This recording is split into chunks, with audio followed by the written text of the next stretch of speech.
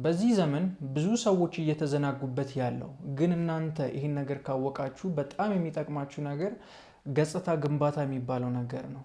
የእናንተ አፒራንስ ወይም ደግሞ በኤስቴቲክ ኮሚኒኬት የምታደርጉት ነገር የቢዩቲ ወይም ደግሞ የአፒራንስ ፊሎሶፊ እንደማለት ነው ኤስቴቲክ ማለት።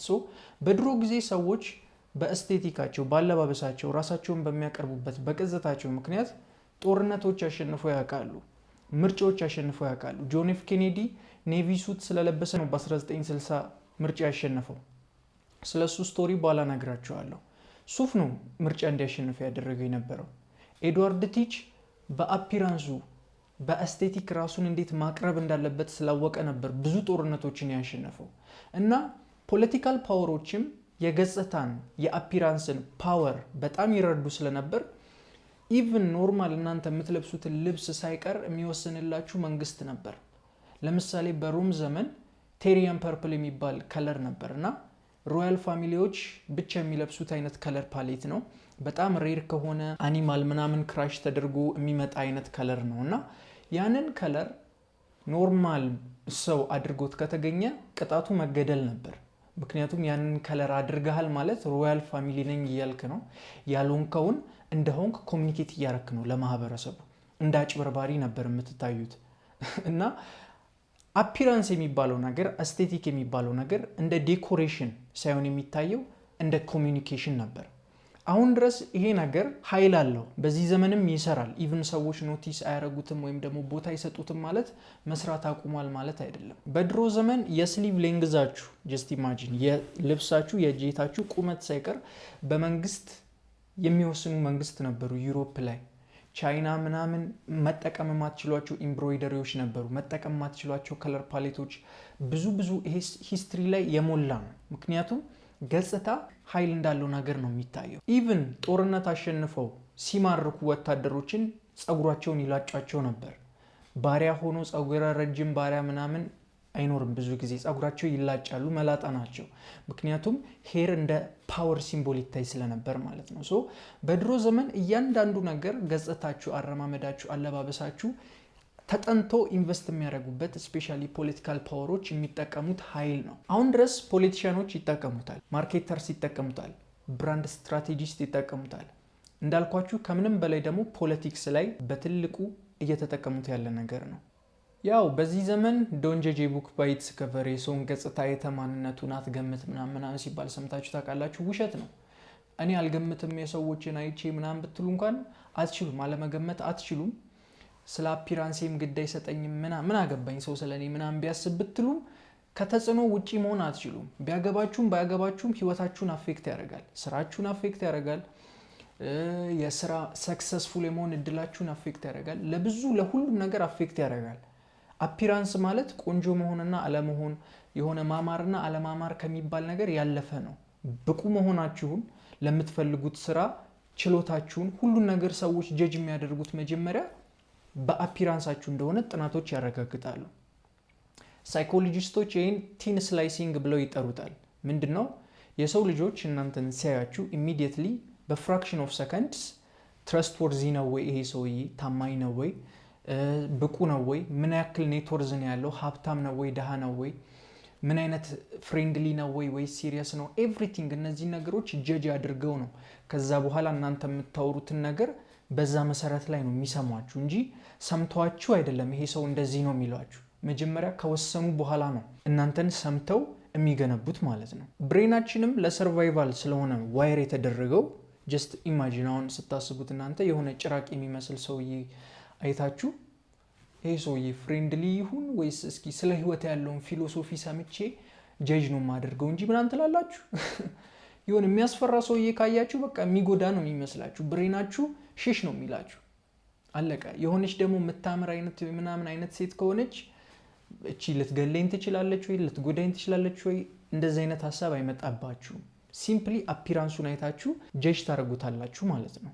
ይሄ ደግሞ እንዳልኳችሁ ብሬናችን ላይ ኔቸር ላይ ሁላ ሰርቫይቭ የማድረግ የሰርቫይቫል ሁሉም ሰርቫይቭ እንዲያደርጉ የትኛው አኒማል ኪንግደም ላይ ሁሉም ጋር ያለ ዋየርድ የሆነ ብሬናችን ላይ ኮድድ የሆነ ነገር ነው። ስለዚህ አንድ ሰው መጀመሪያ ጀጅ የሚያደርጋችሁ አይቷችሁ ነው። ጀጅ ለማድረግ አይችልም። ይሄ ነገር ምን ያክል ፖለቲካ ላይ ተጽዕኖ ይፈጥራል ገጽታ የሚባለው ነገር የሚለውን ሪሰርች ለማድረግ አሌክሳንደር ቶርኔዶቭ የተባለ ሰውዬ በ2007 ሪሰርች አድርጎ ነበር ፕሪስተን ዩኒቨርሲቲ ላይ እና ምንድን ያደረገው ብዙ ሰዎችን ሰበሰበና አንድ ክላስ ውስጥ አሜሪካ ላይ የተለያየ ስቴት ላይ የተወዳደሩ ለምርጫ የተወዳደሩን ሰዎች ፒክቸር አመጣላቸው። ከዛ ደረደረ። ከነዚህ ውስጥ እያንዳንዱ ስቴት ላይ የተወዳደሩትን ያሸነፉትን ፎቶ አስቀመጠ። ከዛ በኋላ ሰዎችን ምንም እውቀት የሌላቸው ማን እንዳሸነፈ ማን ራን እያደረገ እንደሆነ ምናምን የማያውቁን ሰዎች ምረጡ የትኛው እንዳሸነፈ አላቸው እና 70% ሰዎች ትክክለኛ ያሸነፈውን ሰዎች ነበር የመረጡት። ይሄ የሚያሳየው እንዳልኳችሁ የሰዎች ብሬን ሌዚ ስለሆነ ብታወሩ ምን ብትሉ የሚሰሟችሁና የእናንተን አይዲያ የሚገነቡት ገጽታችሁ ላይ ነው። ሴቭ የሚያደርጉት ገጽታችሁ ላይ ነው። ኤርሚያስ ሲባል መጀመሪያ የሚመጣው ገጽታዬ ነው። ከዛ ነው ሀሳቤ እዛ ላይ ነው የሚገነቡት። ሰዎች ጀጅ አድርገው ስለሆነ የሚጀምሩት ብቁ መሆናችሁን ችሎታችሁን እያንዳንዱን ነገር መጀመሪያ ዲሳይድ የሚያደርጉት በገጽታችሁ ነው። ስለዚህ አንድ ፖለቲከኛ ገጽታው ላይ ካልገነባ በ70% ጀስት ኢማጂን የሚያሸንፍበትን ፕሮባቢሊቲ እያወረደ ነው ማለት ነው። ይሄን ነገር ጆን ኤፍ ኬኔዲ ከድሮ ጀምሮ ተረድቶት ነበር። ለዛ ነው በ1960 ላይ በጣም ታሪከኛ የሆነ የጆን ኤፍ ኬኔዲ ሱት አለች፣ ብሉ ኔቪ ሱት ምርጫ ያሸነፈባት እና ምንድነው የተፈጠረው? ከ1960 በፊት ምርጫ ይካሄድ የነበረው ፖለቲከኞች ሀሳባቸውን የሚገልጹት ሲወዳደሩም ራሳቸውን የሚያቀርቡት ምን የሚሉት በቴክስት ማለትም በኒውስፔፐር በምናምን እና በኦዲዮ በሬዲዮ ነበር። ሰዎች ገጽታቸውን አያቸውም ነበር። ጀስት አይዲያቸውን ነው የሚሰሙት፣ ድምጻቸውን ይሰማሉ፣ መልእክታቸውን ደግሞ ተጽፎ ያነባሉ። 1960 ላይ ግን የመጀመሪያ ጊዜ ፖለቲከኞች በቲቪ ራሳቸውን አቅርበው ሀሳባቸውን እንዲያቀርቡ ዲቤት እንዲያደርጉ እድል ተሰጣቸው ማለት ነው። የዛኔ ቴሌቪዥን በደንብ እየተስፋፋ ብዙ አሜሪካኖች ቤት እየገባ ነበር። በጣም ከ70 ሚሊዮን ምናምን ሰዎች ቲቪ ስቴሽን ነበራቸው ካልተሳሳትኩና ውድድሩ ጆን ኤፍ ኬኔዲ እና ሪቻርድ ኒክሰን ጋር ነበር። ጆን ኤፍ ኬኔዲ የዚህ ታይም ያንግ ነው፣ ገና ወደ ፖለቲክስ እየመጣ ነው። ሪቻርድ ኒክሰን ደግሞ የሚባለው በጣም ቫይስ ፕሬዚደንት ነበር። የዛኔ ራሱ ኤክስፒሪየንስድ ነው፣ ፖለቲካ ላይ በደንብ ቆይቷል። አዲስ አይደለም ለፖለቲክስ፣ በደንብ ኤክስፒሪየንስድ የሆነ ፖለቲሻን ነው እና በጣም ብቁ የሚባለው ያሸንፋል ተብሎ የሚጠበቀውም እሱ ነበር። ከዛ በኋላ ምን ተፈጠረ? ከምርጫው ቀን በፊት ከጥቂት ቀናት በፊት ጆን ኤፍ ኬኔዲንም ሪቻርድ ኒክሰን የተባለውንም ሰውዬ ከጆን ኤፍ ኬኔዲ ጋር የሚወዳደረው ማለት ነው ቲቪ ስቴሽን ላይ ጋበዟቸው። ግን ከዚህ ቲቪ ስቴሽን ፕሮግራም በኋላ ጆን ኤፍ ኬኔዲ ነበር ያሸነፈው እና ያልተጠበቀ ነበር እና ያሸነፈበት ምክንያት ጆን ኤፍ ኬኔዲ የለበሰው ሱፍ ነው ይላሉ አሁን ድረስ ፖለቲክስ በደንብ ስተዲ ያደረጉ ሰዎችም ስለዚህም ስቶሪ በደንብ የሚያውቁ እና ይሄን ያሉበት ምክንያት ለምንድን ነው? የመጀመሪያው በሬዲዮ ሰምተው ቲቪ ስቴሽን ላይ ያልተከፈሉ ፕሮግራሙን ሬዲዮ ላይ የሰሙ ሰዎች እንዳለ አሸንፏል ብለው የመረጡት ሪቻርድ ኒክሰንን ነው። ቲቪ ያዩ ሰዎች ብቻ ነበሩ የመረጡት ጆን ኤፍ ኬኔዲን ማለት ነው። እና ምንድነው ከጥቂት ቀናት በፊት ጆን ኤፍ ኬኔዲ ምን አድርገው ነበር? ተጠርተው ነበር። ስቱዲዮን እዩት፣ የምትቀረጹበትን ቦታ ምናምን በደንብ ተመልከቱ ተብሎ ተጋብዘው ነበር።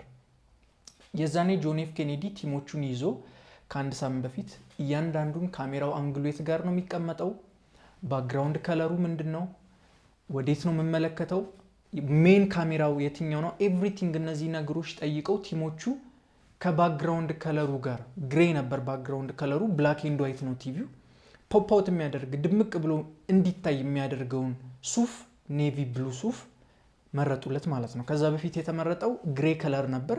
ሴታፑና አንግሉን ካዩ በኋላ ነው የቀየሩለት። ፐርፌክት የሚባሉ ሜካፕ አርቲስቶች ምናምን ኤቭሪቲንግ ቀድመው ተዘጋጅተውበት ነበር። ሪቻርድ ኒክሰን ደግሞ የሚባለው ሰውዬ ሆስፒታል ነበር እንዳልኳችሁ፣ ትልቅ ሰውዬ ስለሆነ ግድም አልሰጠውም፣ አልሄደም። ራሱ ስቱዲዮን አላየውም። ለብሶም የመጣው ግሬ ሱፍ ነው፣ ኖርማል ግሬ ሱፍ ለብሶ መጣ። ሲታይ ካሜራ ላይ ከባክግራውንዱ ጋር ብሌንድ አድርጓል። ልብሱም ባክግራውንዱም ግሬ ነው፣ ፊቱ ደግሞ ነጭ ነው። የዛኔ ኒ ኢንፌክሽን ታሞ ነበርና ከሆስፒታል ወጥቶ ስለነበር በቃ የሆነ ደክረት ነገር ያለ ሉክም ነገር ነበረውና ሜካፕ እንስራም ሲሉት ኖ የምን ሜካፕ ነው እኔ ወንድ አይደለው እንዴ ምናምን ብሎ ነው የገባው። እና በቲቪ ሲያዩት በቃ የሆነ ብቁ እንዳልሆነ አብዛኛው ሰዎች በአፒራንሱ አይተው ነው የገመቱት። ምክንያቱም እንዳልኳችሁ ዋሽድ የሆነ ሉክ ነው ያለው፣ ጎስት ነው የሚመስለው ነው ያሉት። በቃ መንፈስ ነው የሚመስለው ሲታይ የሆነ በቃ ሊሞት የደረሰ ሰው ነው ይመስል የነበረው። ጆን ኤፍ ኬኔዲ ደግሞ ተዘጋጅቷል። አለባበሱ፣ ሜካፑ፣ ኤቭሪቲንግ ፐርፌክት፣ ብቁ ለዚህ ለፕሬዚደንሲ ሮል ብቁ የሚመስል ገጽታ ነበር የነበረው። ሶ ቲቪ አይተው የመረጡ ሰዎች እንዳለ ጆን ኤፍ ኬኔዲ ነው የመረጡት። በጥቂት ፐርሰንት ነው ያሸነፈው። እሱም በቲቪ ያዩት ሰዎች በቲቪ ስለሆነ ያዩት ያንን ፕሮግራም እነሱ ነበሩ የመረጡት። ይሄ ነገር አሁን የመጣ ነገር ሳይሆን ከድሮ ዘመን ጀምሮ የነበረ ነው። ፖለቲካ ላይ ያለ፣ ማህበረሰብ ላይ ያለ፣ የምትለብሱትን ልብስ ኮንትሮል ያደርጉ ነበር። ምክንያቱም እንዳልኳችሁ ገጽታችሁ የሆነን ነገር ኮሚኒኬት ያደርጋል። ፓወርን፣ ስታተሳችሁን፣ ብቁ መሆናችሁን፣ ታማኝ ናችሁ ወይ ታማኝ አይደላችሁም ወይ ኤቭሪቲንግ። ትምህርት ቤት ራሱ እኛውን ዩኒፎርም አልብሰውን ተመሳሳይ ጸጉር ቁርጥ ተመሳሳይ የሆነ ነገር ሲያደርጉ ኮሚኒኬሽን ነው። በቃ አለቀ። አሰልፈውን ዘመናችንን ሙሉ ሲያፈጉን ያ ነው ምክንያቱ። አሪፍ የሆነም ነገር አለው፣ መጥፎም የሆነ ሳይድ አለው። እንዳልኳችሁ አሪፍ የሆነው ሳይድ ሶሺዮ ኢኮኖሚክ ስታተሳ የሀብታም ልጅ ነው ይሄ ልጅ ምናምን ምናምን ምናምን የሚባለው ነገር ባለባበስ ዲፍረንስ አይኖርም። ሁሉም ተመሳሳይ ነው የሚለብሰው። ስለዚህ ኮሚኒኬት የሚያደርገው የእንትን ተማሪዎች ነው እንጂ የሚባለው እንትና እንደዚህ ነው እንትና እንደዛ ነው የሚባል ነገር አይኖርም። ከሄር ስታይል ኤቭሪቲንግ። መጥፎ ሳይዱ ደግሞ ፐርሰናሊቲ የሚባልን ነገር ክሬቲቪቲን፣ ኢኖቬሽንን፣ ስታንዳውት ማድረግን እነዚህ ነገሮች እየገደሉ ልክ እንደ ብርጭቆ ፋብሪካ ተመሳሳይ የሆነ ጄኔሬሽን ለፌሊየር ወደ ማምረት ደግሞ አምጥቷል የኤጁኬሽን ሲስተሙ ማለት ነው። ሶ የትኛውም ዘመን ላይ አንድን ሀገር ወይም ደግሞ ካልቸር ኮሎናይዝ ሲያደርጉ መንግስቶች ሪፕ ዳውን የሚያደርጉት፣ ቴር ዳውን የሚያደርጉት፣ ዲስትሮይ የሚያደርጉት የራሳቸውን አፒራንስን ገጽታ ካላቸው፣ አይደንቲቲ ካላቸው፣ ፓወርን ኮሚኒኬት የሚያደርጉበት ነገር ካለ ከለራቸውን፣ ስቶሪያቸውን የሚናገሩበትን ገጽታ እንዳለ ነው ዲስትሮይ የሚያደርጉት፣ ዋሽ የሚያደርጉት። ሄር ስታይላቸውን፣ አለባበሳቸውን፣ ካልቸራችሁን ኤቭሪቲንግ ዲስትሮይ ያደርጉታል፣ ገጽታችሁን ማለት ነው። የዛኔ እንደነሱ እንደሆናችሁ ሊሰማችሁ ይችላል፣ ወይ ባሪያ እንደሆናችሁ እንዲሰማችሁ ያደርጓችኋል ማለት ነው። እንደነገርኳችሁ ከዚህ በፊት ስለ ኤድዋርድ ቲች ነግሬያችኋለሁ፣ ስለ ፓይሬት። ሶ ማን ነው ኤድዋርድ ቲች? በድሮ ዘመን ብላክ ቢርድ ተብሎ ነበር የሚጠራው። ከ50% በላይ አይ ብሊቭ እንደዛ ነው። ቪዲዮን ይዩት ካላያችሁት፣ ነምበር እዚህ ላይ ልረሳ ስለምችል እና አብዛኛው ወደ 50% ጦርነቶቹን መርከቦችን ሲማርክ አንድም ተኩስ ሳይተኩስ ፋይት ሳያደርግ ነበር ያሸንፍ የነበረው። ምንም ባትል አድርጎ ምናምን አይደለም። ሲምፕሊ እሱ ሲመጣ ሰዎች እቃቸውን ምናቸውን ይማርኩ ነበር፣ መርከባቸውን፣ ሰራተኞች ምናምን ይፈሩታል። ይሄ በአክሲደንት የሆነ ነገር አይደለም። ኤድዋርድ ቲች ስትራቴጂካሊ ቢውልድ ያደረገው ገጽታ ነው። ሰውየውን ስታዩት ገጽታው በጣም የሚያስፈራ ሰው ነው። ፂሙ ረጅም ነው፣ ጸጉሩ በጣም ጭብርር ያለ ነው እና የዛኔ ቦምቦች ትዝ ካላችሁ እንደ ቶም ኤንድ ጄሪ ምናምን አይነት ፊልሞች ላይ እንደዚህ ተለኩሰው የሚወረወሩ ነበሩና ያቺ ክሯን የምትቀጣጠለዋን ክር ጸጉሩ ላይ ፂሙ ላይ ምናምን ይከተዋል። ቦምብ ባይሆንም በቃ ከቦምብ ላይ ጫፍ ላይ ያለችዋን ማለት ነው እና ይለኩሰዋል። ልክ ሲመጣ ከጸጉሩ ከአፍንጫው ከፂሙ ከምናምን እየወጣ ነው ጭስ። ከዛ በኋላ ደረቱ ላይ ደግሞ ሰይፍ ምናምን ለብሷል። ጎራዴን እንደ ልብስ ነበር የሚለብሰው እና ሆም ብሎ የሚያስፈራና ጨካኝ አረመኔ እብድ የመሰለ ሰውዬ ሰው የሚበላ ሰው መስሎ ነበር አፒር የሚያደርገው ማለት ነው። እና ፍላጋቸውም የሱ መርከብ ፍላግ የሆነ ሰይጣን ምናምን ነው። በቃ ገና ስታዩት ይሄ ሰውዬ ሊበላይ ነው የምትሉት። እና ይሄን ያደረገበት ምክንያት ለምንድን ነው? የዛኔ ፋይት ስታደርጉ ፓይሬት ሆናችሁ መርከብ ላይ ስትተኳኮሱ ኢቭን ብታሸንፉ እንኳን ብዙ ሀብት ታወድማላችሁ። ሀብታቸውን አወድማችሁ ሪሶርስ ባክ ነው ምናምን ነው የምትማርኩት። እንደዛ ደግሞ ማድረግ አልፈለግም። ምንድነው ቀጥታ ነው መማረክ የሚፈልገው። ሪሶርሱ ምናምን ዳሜጅ ሳይሆን ማሸነፍ ነው የሚፈልገው። ሶ ኢንቨስት ያደረገው ምኑ ላይ ነው? ገጽታው ላይ፣ ፐርሰናል ብራንዱ ላይ ነው ማለት ነው። ሶ ሬፑቴሽን አለው በሰዎች መካከል። ብላክ ቢርድ የሚባል ሰው ያለ የሆነ ብላክ ቢርድ ያለው ምናምን አስፈሪ ምናምን ይባላል። ገና የሱን ፍላግ ካዩ ይማረካሉ። Will we steal medicines now? Remember the pardon, Thatch. We're to be subtle. Says Ornagold, a pirate, now too proud to call himself one. He prefers caution to cannons. Caution's nothing without charisma. Or if a man plays the fool, then it's only fools he'll persuade, but appear to be the devil. And all men will submit. And would you be the devil?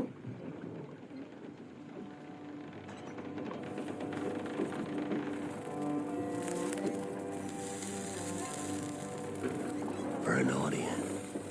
Aye. All a big show. Give your quarry something to fear. Some hellish thing from a fevered dream. And men will drop to their knees, pleading for their lord before all else. Oh, God. Looks fine. Of course it does. ድብድብ ጎበዝ ስለሆነ አይደለም፣ ጦርነት ጎበዝ ስለሆነ አይደለም። ሜቢ በጦርነት የሚበልጡት ብዙዎቹ ፋይት ባክ ቢያደርጉ ሊያሸንፉት ይችላሉ። ግን አውቶማቲካሊ አስፈሪ ስለሆነ ሰው የሚበላ የሚገድላቸው ስለሚመስል ኢሚዲየትሊ ሰሬንደር ያደርጉ ነበርና ብዙ ጊዜ ይሄን ቴክኒክ ፖለቲክስ ላይ ይጠቀሙታል። አፒራንሳቸውን ማስፈራታቸውን ሞር ማጉላት፣ እናንተ ስታያቸው በቃ ትንሽ እንደሆናችሁ እንዲሰማችሁ ማድረግ፣ ኢንፌሪየር እንደሆናችሁ። ሜቢ እናንተ እኮ 1000 ናችሁ፣ እነሱ በቁጥር 100 ሊሆኑ ይችላሉ።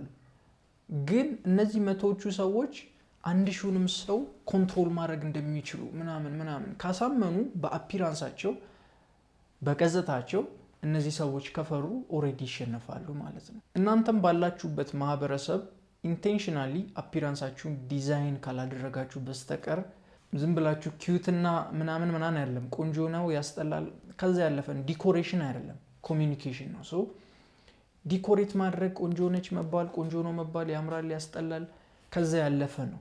ብዙ ነገር ኮሚኒኬት ማድረግ እየቻልክ ሰዎች ጦርነት እያሸነፉ ባለባበሳቸው ፕሬዚደንሲ ሮሎችን እያሸነፉ አንተ ኪዩት መሆን ከሆነ ግብ ችግር ነው። ገባችሁ አይደል? ሶ አፒራንስን እንደ ዴኮሬሽን ሳይሆን እንደ ኮሚኒኬሽን ቻናል ማየት ስትጀምሩ ብዙ ነገሮች ላይ ማስተካከልና ዲዛይን ማድረግ ትጀምራላችሁ ማለት ነው።